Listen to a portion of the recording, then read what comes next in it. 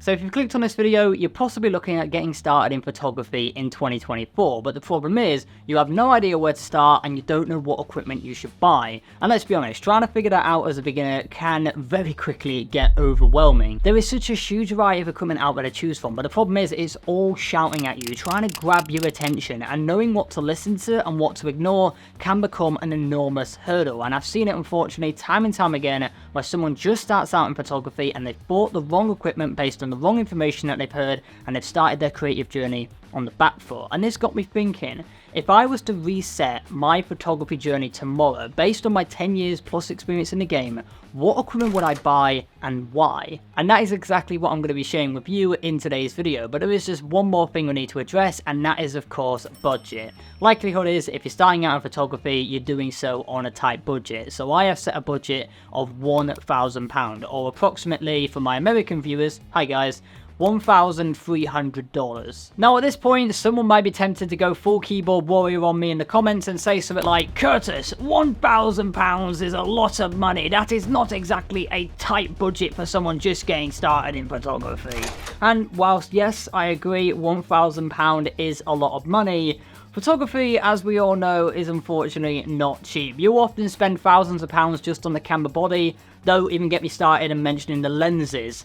So with this £1,000, I have tried to spend every pound wisely, with the ultimate aim of trying to get someone the best possible setup for when they're just starting out in photography. And after countless hours of research and number crunching, I have just that, because I've been able to outline a setup that will allow us to get a camera, 2 lenses, a wrist strap and memory card, a spare battery, and a camera bag, sort of, to put it all into. Everything that you could possibly want and need to get started with your creative journey. So stick around to the end of the video if you want to see all the gear I recommend, and also see how close I actually get to going over my £1,000 budget. And just one more final thing I want to mention before we get started, and that is most of the items that I'm going to be mentioning in this list are going to be linked in the description below, so you can check them out for yourself. They will be Amazon affiliate links, so if you do buy from them, it costs you nothing extra, but I do get a small kickback from Amazon, and it's just an enormous support for the channel.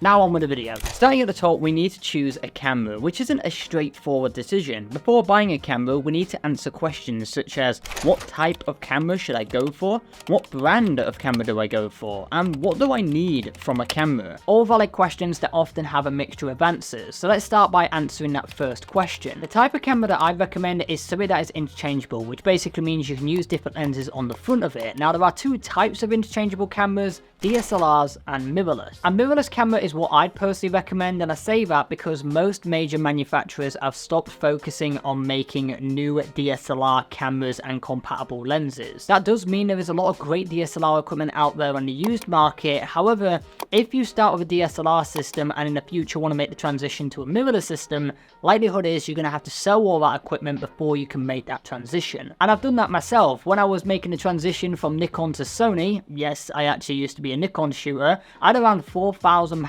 worth of gear, and I eventually sold it. It took a long time, but when I did, I lost about £1,400. And the reason I lost so much money is because the market was so saturated with other used DSLR equipment that I had to sell it cheaper just to flog it. However, that's not to say DSLR cameras are bad. Some of the best cameras still out there are DSLR cameras, but ideally for someone who's just starting out, I'd recommend avoiding DSLR cameras and trying to go with a mirrorless camera and set yourself up right for the future. However, there is just one small issue here, and that is mirrorless technology is still relatively new technology, and it means it hasn't had the longest time possible to get cheap. But there is one manufacturer on the market who's been at the game the longest, and that is of course Sony. In 2013, Sony made a significant breakthrough with the launch of the Alpha A7 series, the world's first full-frame mirrorless camera. A year later, they began their well-beloved APS-C line of cameras with the A6000 series, starting of course with the A6000 itself, and that is the camera I'd recommend. I was able to pick one of these up used for only £234 from a site called MPB Photographic. It may be a decade old, but a majority of the tech packed inside this little pocket rocket still holds up to today's standards. In the hand, the A6000 does feel like a modern camera. It's incredibly easy to use and anyone can get to grips with it in no time at all. It also has portability on its side, being being a nifty and easy camera to carry about with you anywhere and everywhere. There are a couple of downsides with this camera. The first one is battery life. Because it doesn't have modern thermals, it chews through batteries like no one's business, so we are definitely going to need a spare one for it, especially if you're planning on using it throughout a full day. The second is that the camera doesn't have a touchscreen. However, for someone who's just starting out, this shouldn't be a deal breaker. It's impressive to say that the Sony A6000 still has specs that hold up today and even rival newer and more expensive cameras. Firstly, you'll find a 24.3 megapixel APS-C sensor, which is actually pretty similar to what you'd find in the A6400. On top of that, this camera can shoot up to 11 FPS burst shooting, ideal for capturing any kind of fast moving action, and the big one is the autofocus, which is still just as snappy as you'd expect from more modern Sony cameras. One thing this camera does lack is video specs. It will only offer users 1080p up to 60 FPS, and that's about it. This camera is definitely more suited for photographers than video shooters. And now finally, for the first time in this video, we can knock some money away from our grand total budget of £1,000, knocking away £234 for the Sony A6000.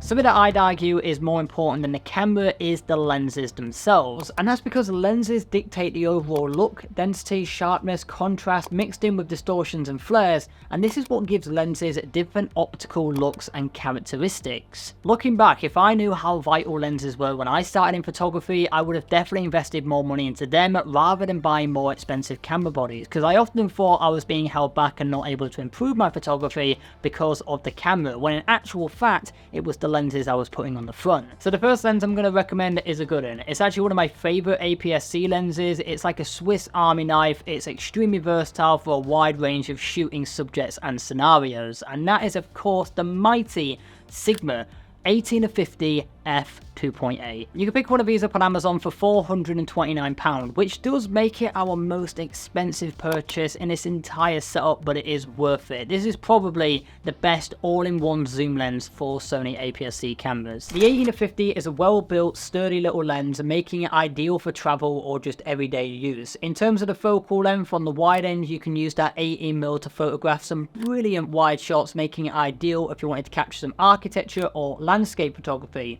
Zoomed all the way in at 50, you have plenty of reach for a variety of subjects such as cars, portraits and street photography. So with the £429 taken away from our budget, we still do have a little bit more wiggle room to buy one more lens.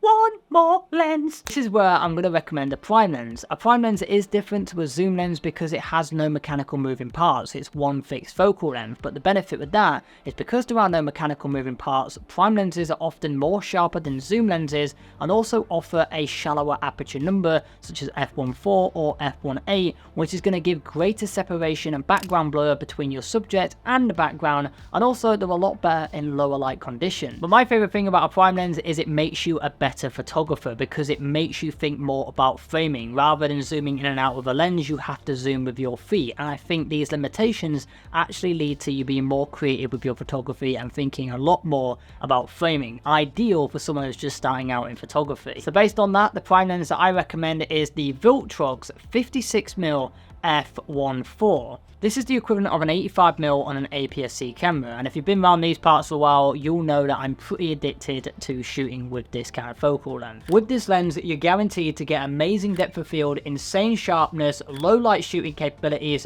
beautiful bokeh balls. People will actually come up to you on the streets and compliment your balls. And you'll also get compression from this lens due to the nature of the focal length. This lens has a great build to it. It's sturdy, lightweight, and has some premium features such as an aperture control ring and an STM motor, which delivers pretty reliable autofocus for photography. Whilst this lens does suffer with some chromatic aberrations, images from the Viltrox look sharp, and the background blur when wide open at f1.4 is just something to behold. This is the type of lens that will level up your photography but won't drain your bank account, because this lens will only set you back £279, which is a great price to performance ratio. Running the numbers, spending £279 on the Viltrox leaves us with only £58 of our budget remaining. So we haven't got much budget left, but we still have quite a few items left to purchase.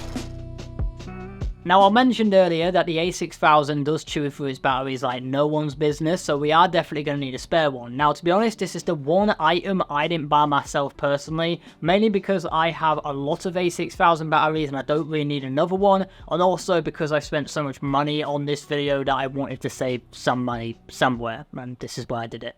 Hope you don't mind. But I can tell you this, our budget doesn't allow for us to buy an original Sony battery, so we need to have a look for a third-party one. But the only problem here is trying to find a decent third-party battery for a Sony A6000 is like trying to navigate a minefield blindfolded. The only third-party battery that I was able to find was this Duracell one that comes in under our budget and is only £21.36.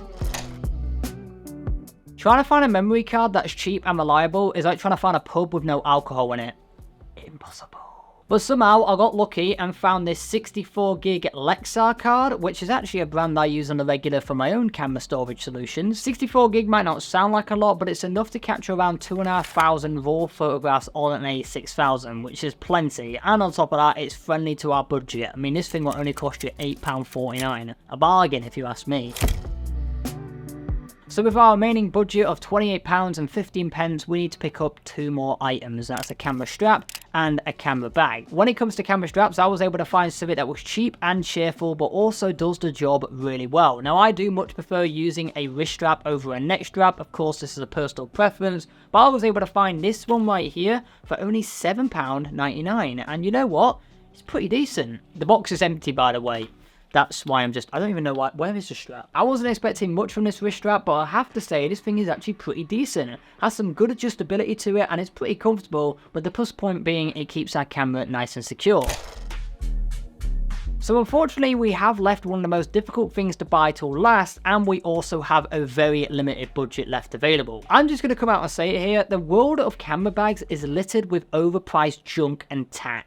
Trying to find a camera bag that was within our budget and half decent felt like a mammoth task, and it was, because in the end, I didn't like any of the camera bags that were available in our budget, and with that, I failed. This concept ruined. I had all this camera equipment, but nowhere to store it. But all of a sudden, I had a eureka moment. Instead of trying to buy an entire camera bag, why don't I try and buy a camera bag insert? Because I'm sure we all have a rucksack lying about somewhere that we could use. So with that in mind, I jumped back on Amazon, and in no time at all, I was able to find this camera bag insert here, which does the job perfectly. And the bonus is, once this is in your rucksack, it doesn't scream, "Hey, look at me, I'm a camera bag, come and rob me." It's incognito. I like that. I like that. That's a cool solution. I can't believe I was actually that clever enough to come up with an idea like that. I surprise myself sometimes. Now, before we get onto the final and total cost of this entire setup, I actually want to mention some free editing software that any photographer can utilize.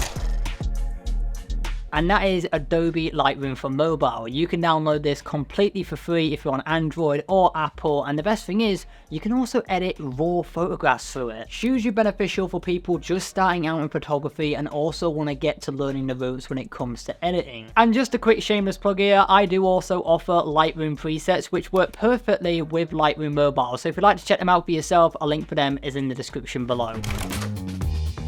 So there you go. If I was to hit the reset button and start my photography from zero but want to quickly get up to the level of hero, that is the equipment that I would buy. But the key question on many people's minds is, how much did this entire setup cost me? Well, taking a look at the numbers on the screen, if my maths is mathing correctly, I was able to keep under my budget, but by the slimmest of margins imaginable. With the camera bag insert costing $19.99, it means the total cost for all of this gear was £999.83. 17 pence under the budget. It's just completely insane and bonkers that I was able to keep under the budget but get all this incredible gear that would set anybody up perfectly who just wanted to begin their photography journey. This would be a setup that would last for years to come and would just allow you to learn so much about photography and just keep taking your work to those new heights.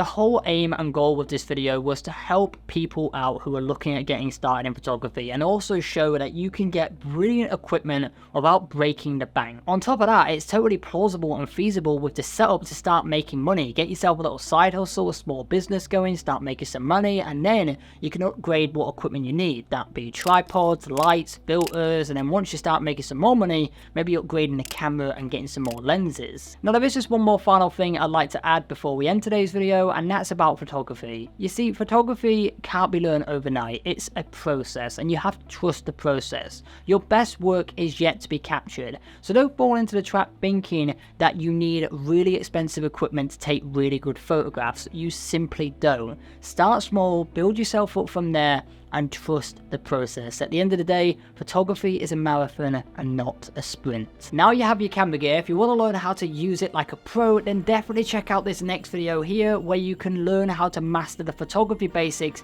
in just 10 minutes.